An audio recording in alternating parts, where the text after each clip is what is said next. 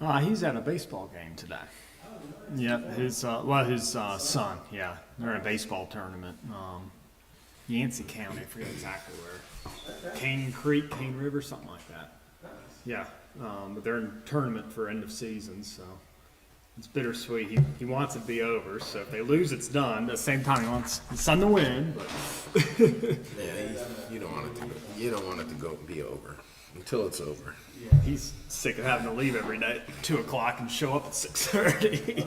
Yeah, but, yeah.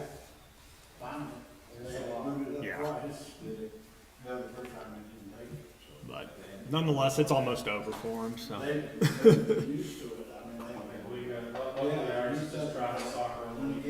Gotcha. Yeah, it makes it easier just being on the weekend.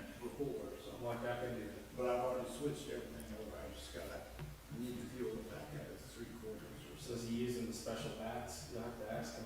The New York Yankees bats. Oh yeah, I don't know. I'll have to ask. 9 home runs in one game. Wow, The torpedo bat. that's wild. Wonder when they get banned. It's amazing that someone just figured that out. Yeah. I mean, After how? those bat standards have been there forever. And they just took somebody and said, "Hey, bring some of that down here." That's crazy.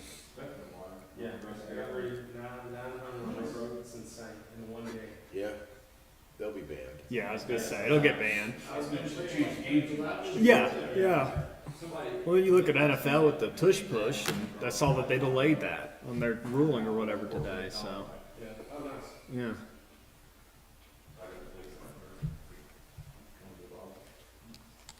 Yeah, where the ball, no sports. Yeah, Ball starts back up. it's a dry spell. We got hockey. Yeah, they're peaking at the right time as long as they can make it in the playoffs. That's what we're big on is Since I got a hockey. soccer player, I pulled for FC. Uh huh. They're number 2 in the division. Oh wow, Yeah. that's pretty good. Yeah, that's pretty good. They're fun games. Yeah, I've heard. I've always wanted to go to one. I'm not a big soccer fan, but in person it's cool. You know? Yeah. Yeah. They're more fun to me. They're more fun than the Panthers. Wow. Yeah. Yeah. Very clean. Yeah. Very family friendly. Huh. A lot of fun. Yeah. We'll have to wait for the So, I mean, John Yeah. is his name, the supervision manager, to get back. He was at lunch. Oh man, they're getting close. was our department recovered from 2 weeks ago? Oh yeah, Everybody back in cleaned up? There's still plenty of. a lot of hose on the ground. That was a lot. A lot of hose to pick up. That's what I heard.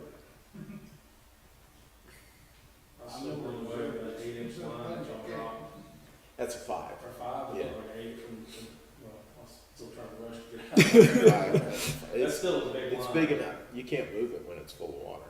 But you can't move it when it's empty. Yeah, it's hard enough to Young move guys all can. empty. Michael can, but I can't. I remind us when I see where we put that. That showed up at a good time. It was all packed away when I got back to town.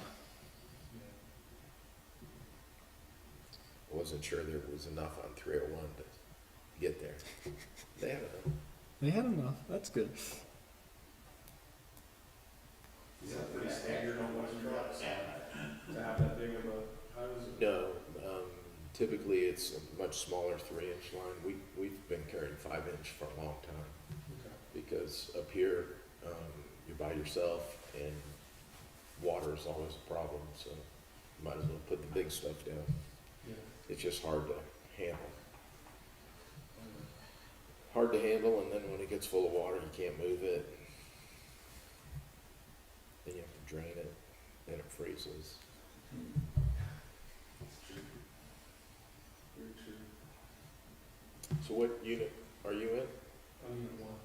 Oh, geez. We was. What? Yeah, we were there. And you're at the other end, right? Not number 7, so I was at Firewall. Yeah. Nice to Not so much your deck. No, we're still good at it, amazingly. I was blown away with the firewall. Yeah. That was unbelievable. That's why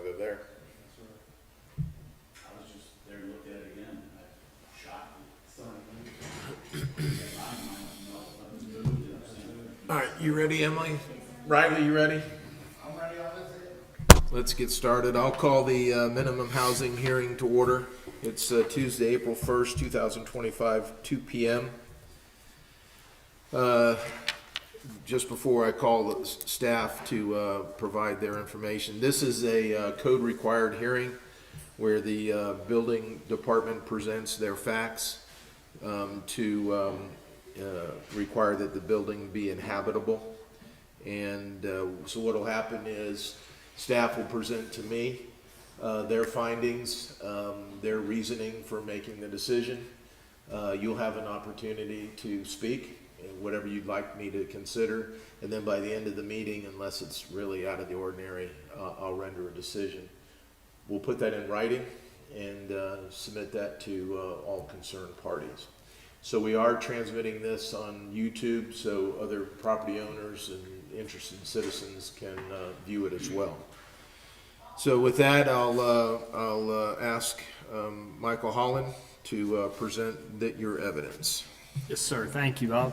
I'm Michael Holland, Building Inspector, Town of Beech Mountain. On Sunday, March 16th, Beech Mountain Fire Department was paged for a structure fire at 105 Wedling Weg, Snow Tree Villas.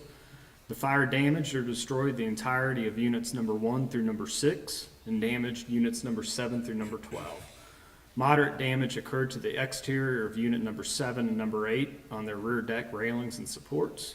Unit number 10 experienced a gas line leak and minor fire within the firebox. Units 11 and 12 had roof damage. Snow Tree Villas is considered to be one total building. Units 7 and 12 were separated from units number 1 and number 1 through number 6 by a 6-inch CMU firewall. On March 17th and 18th, utilities including electric, water, and propane gas were disconnected to all units. As a result of the fire, the entire complex has been declared as unsafe for occupancy. Each remaining unit has been posted, as well as each corner of the property.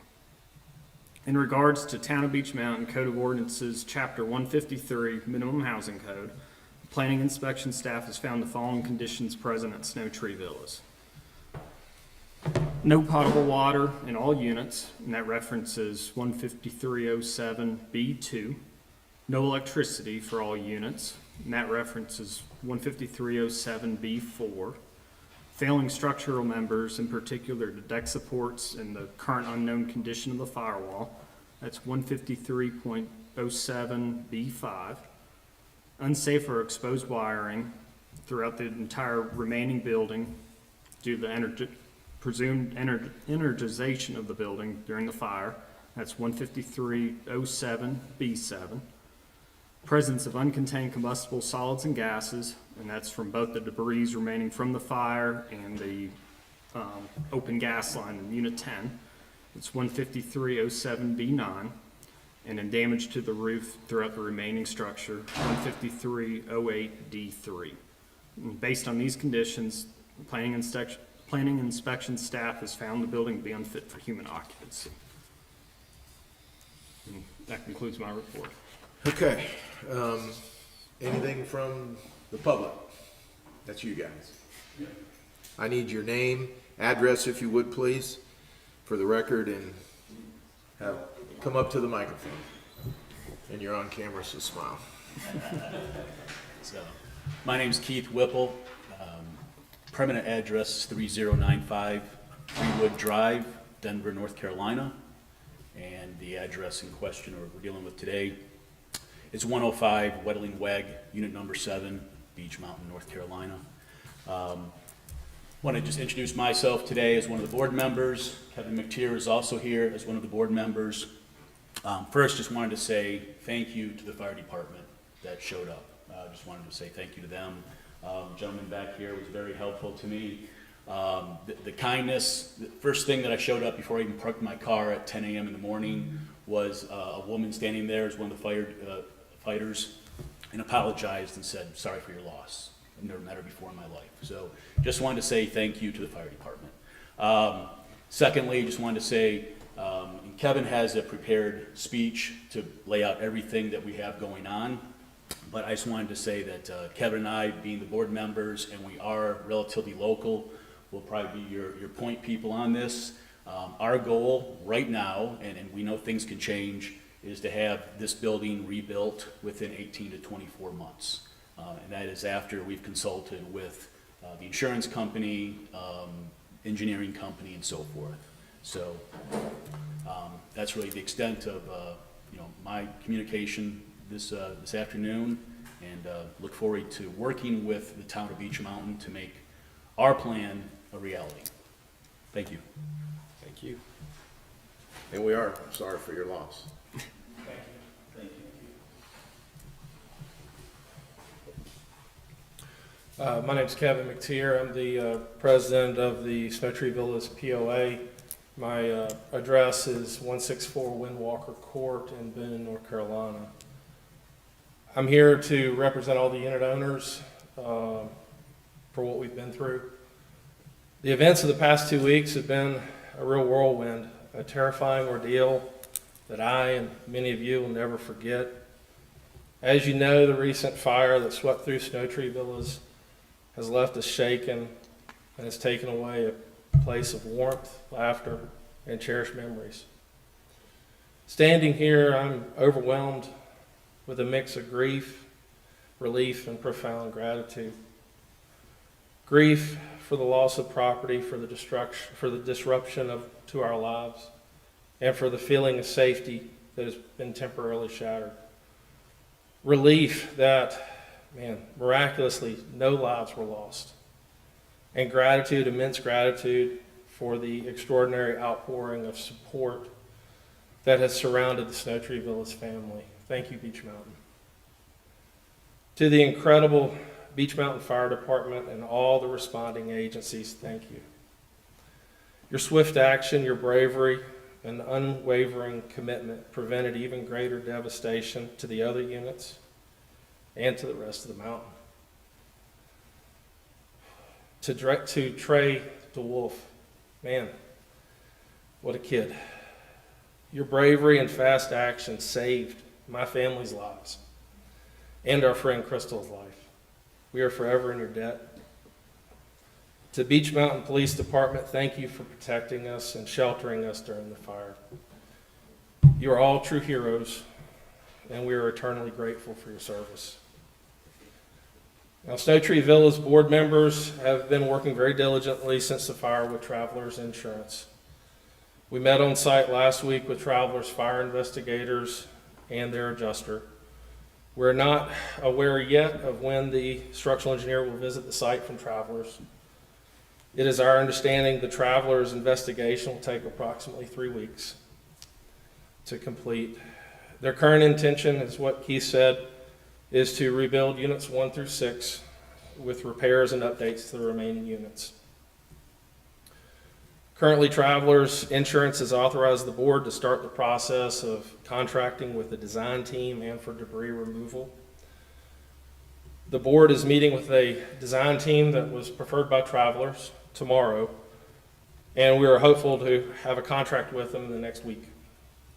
This is a full design team. They have architects, engineers, MEP, everything ready to go. They specialize in fire remediation and investigations and other catastrophe investigations. We understand debris removal cannot start until the structural investigation by the design team is complete. It's just not safe. We need to make sure that everything, what we can save can be saved, and what we can support so it can safely be removed and we can start the process of rebuilding.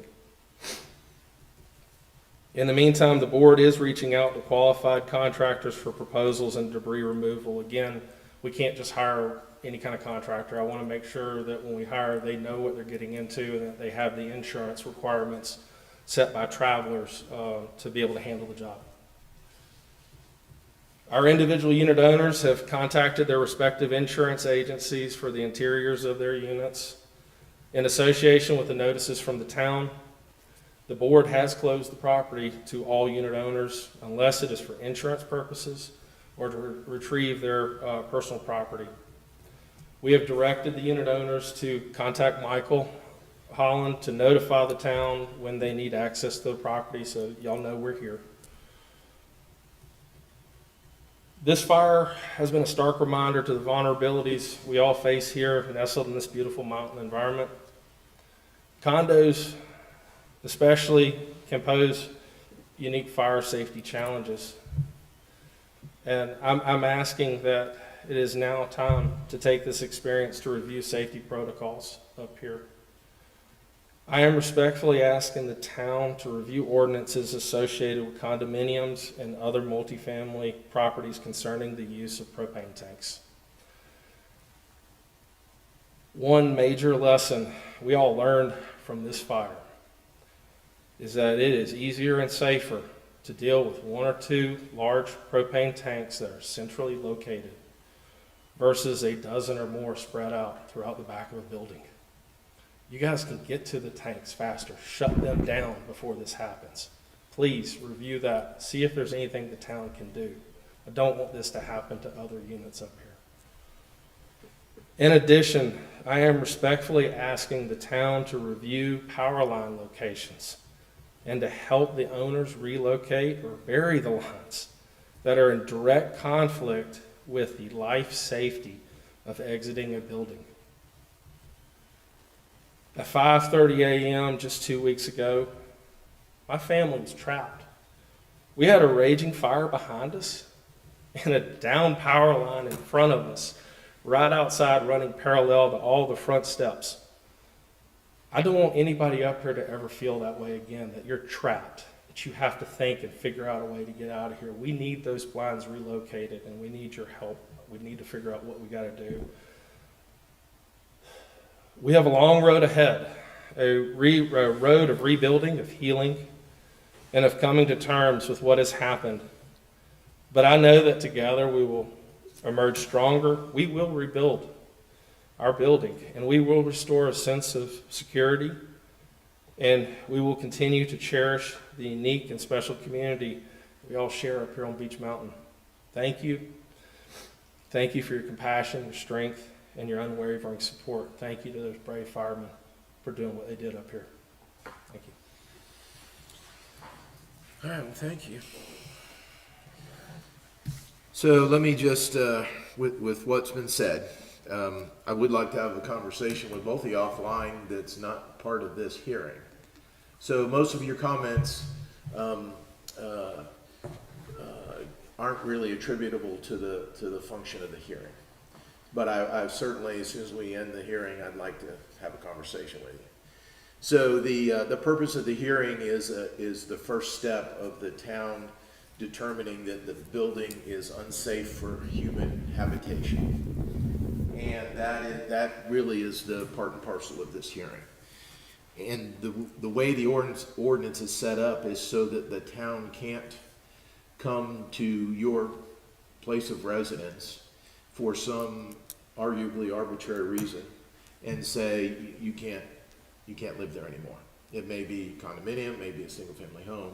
And this hearing today is to give the owner a voice in discussing that action. So that's the purpose of this hearing today. Do you have anything else to add? Nothing else. Okay. So for me, it's pretty straightforward, pretty cut and dry. The building is not inhabitable for the reasons that the town building official has ruled. So I will find that those reasons are accurate. I have firsthand knowledge of the building, so it's not only what's been testified to, but my own personal knowledge of it. So I will rule that the town will continue with the condemnation process. We will put that in writing and get that to you as the president, and we'll also copy all the property owners that we have on record. That will begin the process for the town to then determine what needs to be done going forward. And that today isn't that time, but we'll give you that written ruling, and then we want to work with you as a partner in rebuilding and permitting and code review and all those things that need to be done. So Emily, that'll be my ruling. With no other comments being heard, we'll close the meeting. Let's say at 2:15. and we'll end the live stream, and we're good to go.